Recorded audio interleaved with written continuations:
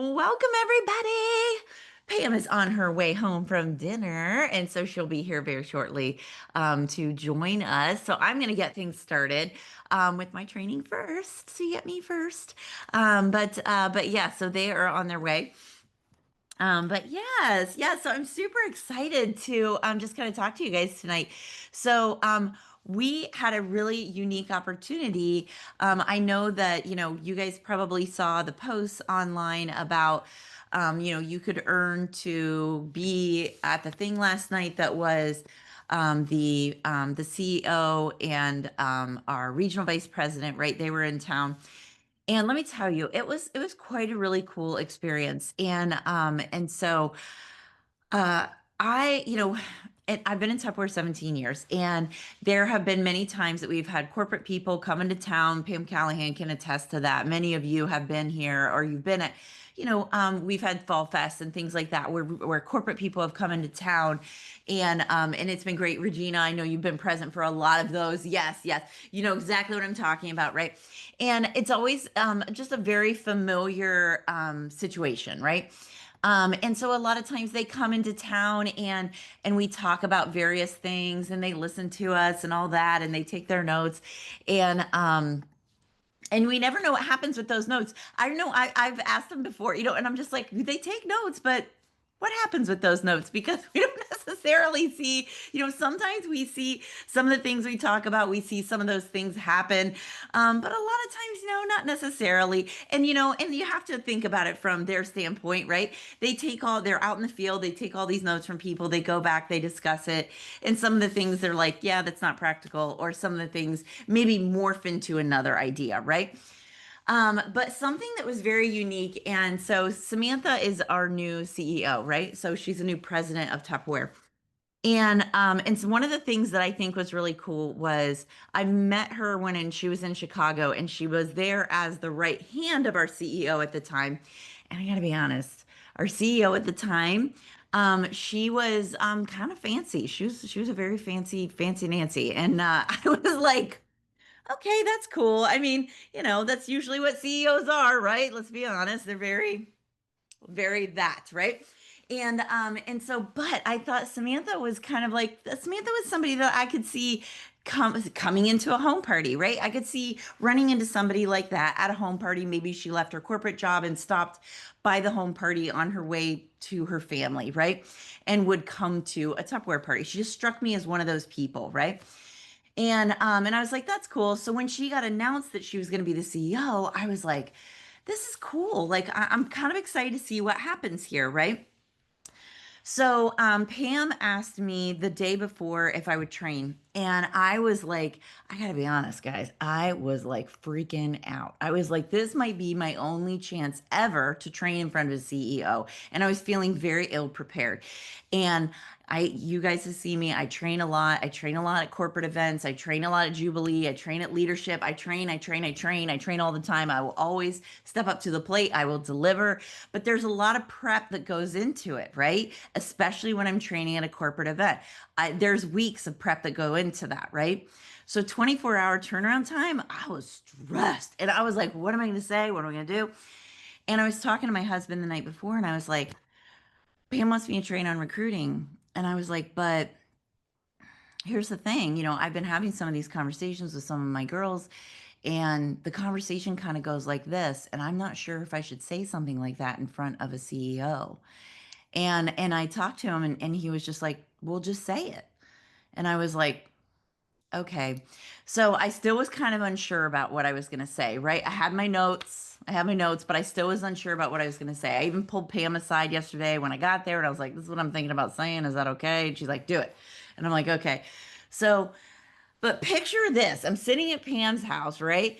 And so Anna, our regional vice president, right? So Anna pulls up and she's driving the CEO. Anna rented a Jeep Wrangler. She rented a Jeep Wrangler and she pulls up and she is so cute and spunky, right? And so she pulls up and she comes around the corner. If you've ever been to Pam and Jim's house, they've got this sidewalk that kind of comes around their garage. So I'm sitting in the family room, so I have a straight shot seeing out the window. She comes around the corner and Anna's like, just walking and bebopping along, right? She's wearing jeans. She's wearing suede boots up to her knees, a black top, and you remember those like jersey varsity jackets that we had, and then a high ponytail. And I was like, oh my God, she looks like a cheerleader. Like, what's happening right now? It's like she's adorable. Like she's just energy, right? And she's just like, hey, she's like so excited to be there. And I was like, God, I love this woman. She's just so vibrant, right? And then behind her comes the CEO, and her name's Samantha. And behind her comes Samantha. And she reminded me a lot of my oldest sister, Elizabeth. Her style, the way she dressed was exactly how I imagined my sister probably. And my sister, just to give a little background, my sister worked in corporate America for years and years and years and years. And she was actually a VP for Luxottica, which is the parent company that owns Lens Crafters, Sunglass Hut, Pearl Vision, all those things, right? So very, very big position, right? But I can see her coming to a casual corporate event looking just like this. So she had on white denim, sort of capri, very stylish pants, and this cute little top. And I was like, okay, I can talk like, this looks like somebody that would show up at a Tupperware party, right? And I was like, okay, so I could breathe, right? So I was like, okay, she's one of us, guys. Like I was like, she's one of us. This is good. This is really good. So they came in and she proceeded to just sit down. She said, greeted everybody, shook everybody's hand like we were all equals. And then she sat down and she was just like, thank you. Thank you for sticking it out with us. We're doing our best and we're here for you and we're working just as hard as you are behind the scenes. And I hope that you're seeing it.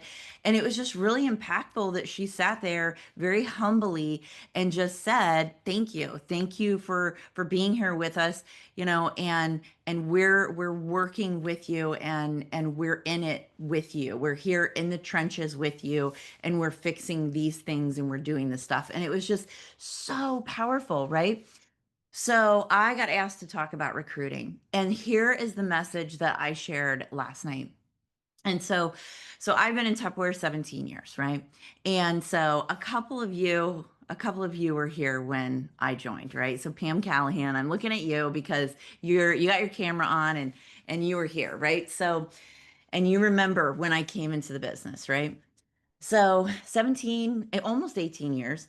So almost 18 years ago when I came into the business, um, it was very similar to sort of the atmosphere that it is right now, in that the sales force was down, right? The numbers of the sales force were down when I came into Tupperware 18 years ago. And because there was a transition that happened a couple years before I came in, don't know what it is, doesn't matter, right? It doesn't matter. But it was very similar to right now. And the numbers were down, and it was the perfect opportunity for me to be able to come in and rise, right? Because people were lost, customers were stranded looking for a consultant, looking for somebody to help them. And in walks me, and I was just like, oh, yeah, I sell Tupperware. Oh, yeah, you need somebody for your vendor event? Yeah, I'll do it. Oh, you want a party? Yeah, I'll do it. Yeah, yeah. And I just came in, didn't know any better, didn't know whatever the transition was. So I wasn't jaded by that. And I just put one foot in front of the other and every day worked my business. And I recruited and dated parties and worked and worked and worked. And I really rose in this business, right? And that is literally the position that we're in right now. We're in such a unique position right now. And it is a position that all of us can grab with both hands and really rise in this business right now. Every single one of us has the ability to rise to whatever level that you're wanting to achieve in the business right now, mainly because of the atmosphere that it is right now, right? Because of the fact that the sales force is down, it's dipped down than it was a year ago, right? That leaves customers stranded. That leaves people looking for Tupperware. And you know what? And here's the thing. Last night, a couple things were shared. And one of the things that Samantha said was she kept saying the words fresh start. We have a fresh start. We have a fresh start. We're moving forward. No debt, da, da, da, fresh start. And it was funny because she said, I was the last person to talk. So she said that I already had that in my notes, fresh start. And I was like, oh, I got that. So then somebody else in the room said, I'm starting from zero. Well, I had something in my notes about that too. And but here's the unique opportunity that we have in front of us is that we've got name recognition. Very few people that are in the position that we're in right now with our direct sales company have the name recognition we have. First off, I don't think there's any direct sales company that has the name recognition that we have. There are very few companies that have the name recognition that we have. Maybe Coca-Cola, maybe Kleenex, maybe Xerox. That might be the only few companies. I mean, seriously, that is how powerful our name recognition is. Another thing that makes us a unique opportunity for us right now is the fact that everybody's been talking about us for the last year, okay? And yeah, for the last year, it's been kind of a pain because people are just like, oh my gosh, blah blah blah, you guys going out of business, and it's been all drama. But you know what? Now we've got good news to share. Now we have great news to share, right? And that's what happened is the moment that we got new ownership, that script flipped, right? And it immediately flipped because before we got that new ownership, when I would be trying to explain to people, no, we're not going out of business, don't believe everything you hear. And I'd be saying things like that. People are like, yeah, yeah, yeah. I'm going to wait and see. I'm going to wait and see. But the moment we got the new leadership, when people would ask me, they're like, oh, I heard Tupperware's going out of business. I'm like, no, no, we're here to stay because we actually filed for Chapter 11, which is the financial restructuring. However, when we did that, some investors came in and bought us right away. So now we're good to go. And we have money for new products. We have money for new innovation. We have money for these things. So we're good to go. So yeah, we're here. And if you don't have a connection, I'd love to be your girl, right? And people are like, oh, and they're totally satisfied with that answer, right? And so if you haven't been giving that answer, now's the time and say it with confidence because we are absolutely here to stay. And you will be too when you grab a hold of this opportunity the way it is right now.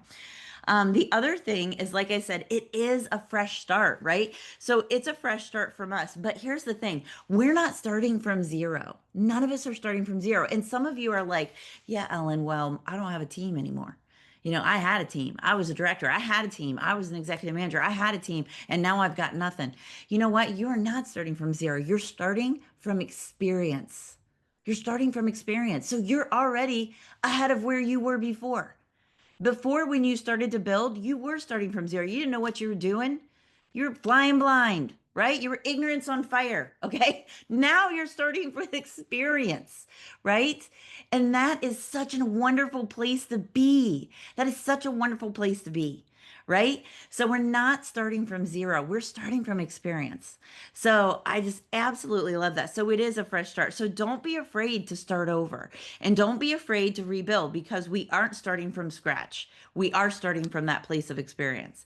So, and that's the cool thing is that the other thing that is so unique about this opportunity right now is that we have excited leadership. I told you Anna looked like a cheerleader. She is our cheerleader. She is one of our biggest cheerleaders. The energy that she brought to that space, and then the fact and then the fact that Samantha, like she literally sat there and hung on every word we said last night. Do you know we were supposed to start our meeting at 6:30, I think is when we were supposed to start our training last night. We didn't start our training last night till 8 o'clock. Do you know why? Pam opened it up for Q&A. And Samantha sat there and took every single lump.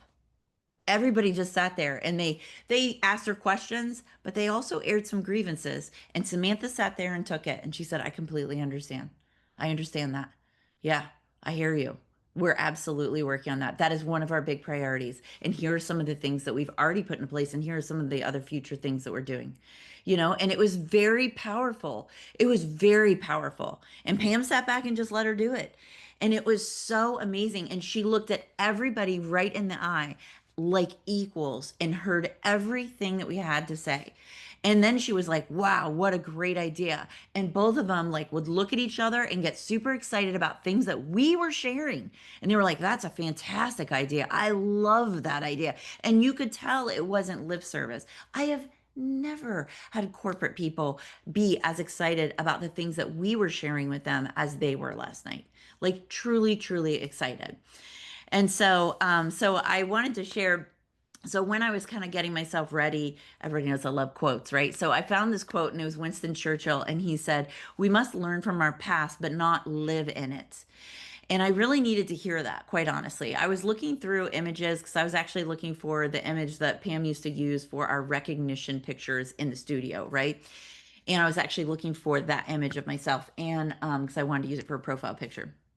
And I came across, of course, a lot of recognition pictures. And one of the pictures, it was my organization, and it wasn't even our best month, but the month was we did $150,000 in organizational sales. And I was like, because last month we did less than 20. And I was like, dang, like what in the what is happening? you know? And I was like, but you know what? I have to learn from those past successes. And you can't live in that space. You can't live in that space because if I sat there and I lived in those past successes, I never would be able to get more success.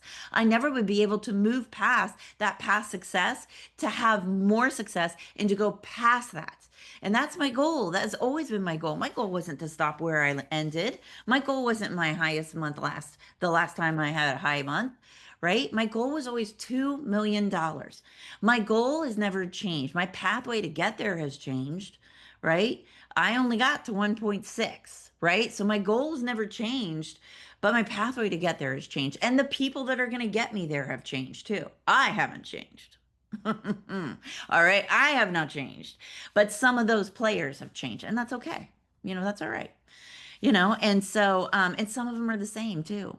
And some of them are enhanced, right? Some of them are supercharged, right? And so I love that. I love that. And some of them kind of come and go, and I love that too. They're all welcome, And so, but you also can't you have to learn from your past failures too. So some of you are like, well, I don't even have any past successes yet. I feel like all I've done is fail. I start to go and then it fizzles out, and I start to go and if life happens and I start to go and then this happens.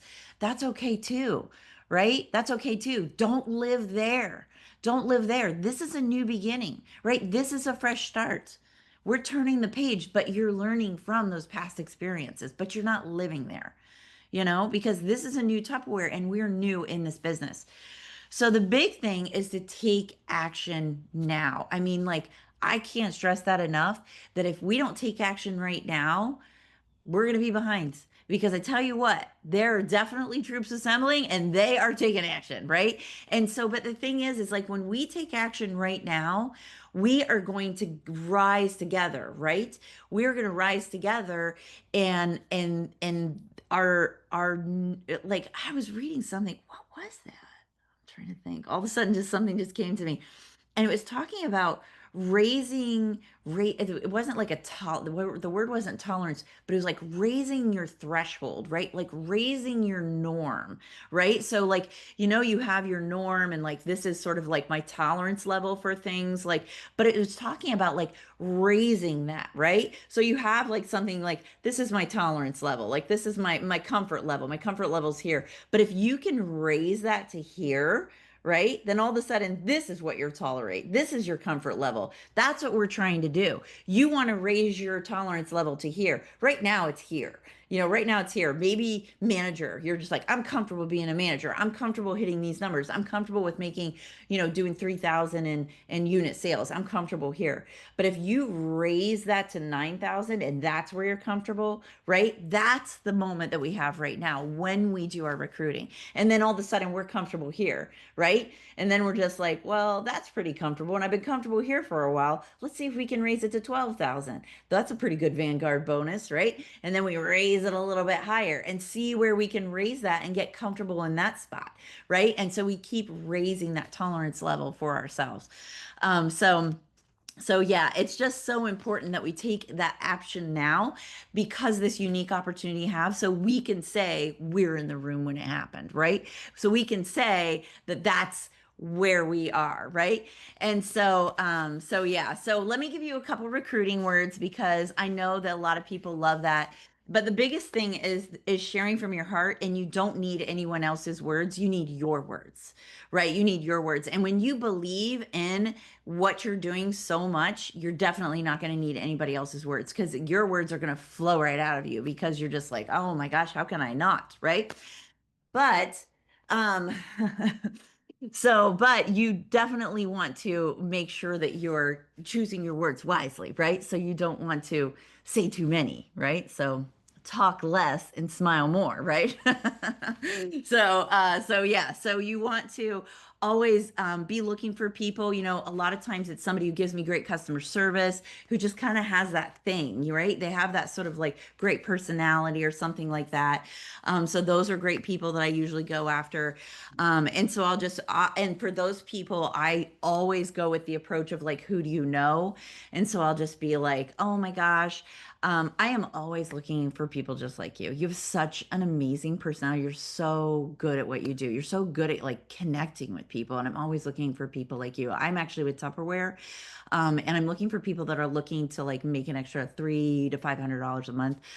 So if you know anybody that's looking for something like that, that they could do kind of like around their current work situation, current family obligations, please, please, please let me know. Here's my info. Or I'm like, or I'll kind of go a different thing. Right. And so then, or if it's somebody that I know personally, I know their situation, then I will kind of go at it from a different angle. And I'll just be like, Jessica, listen, I know that, you're looking for something to be really flexible, but just because of your family situation, I know you're looking for something really flexible. This could be an answer for you. So would you be open to just kind of hearing a little bit more about it? And then after I kind of do the initial, I always go with, if I could, would you? And so then I say, if I could show you how you could make an extra $300 to $500 a month around all of your family obligations and still be able to be there for all of, getting your kids to all their practices and be there for the games and things like that. Would you be open to hearing a little bit more about it? And that's what I do. So that's the formula. That's the only part of formula comes in. And it's, if I could, dot, dot, dot, would you, dot, dot, dot, right? So that's the only time that it's actually a formula. The rest of it is all just kind of what comes out of my mouth based on whatever the situation is. So those are the best thing I have as far as word choices. And practice it so you get really good at it. The if I could, would you, that's overcoming objections. So if somebody comes at me and there's like, there is no way I could sell Tupperware because I can't get up and talk in front of people. I'm like, well, if I could show you a way that you could work an online business where you're doing parties from Facebook and doing parties in Messenger, where you're actually not doing the live portion of it, would you be interested in hearing more about it? Right. So that's overcoming that objection. Right. And so if I could, would you, is overcoming objections. And it's kind of getting them to kind of open their minds and be open to hearing more. Right. So it kind of works with almost any objection. Right. So it's pretty perfect for all of that.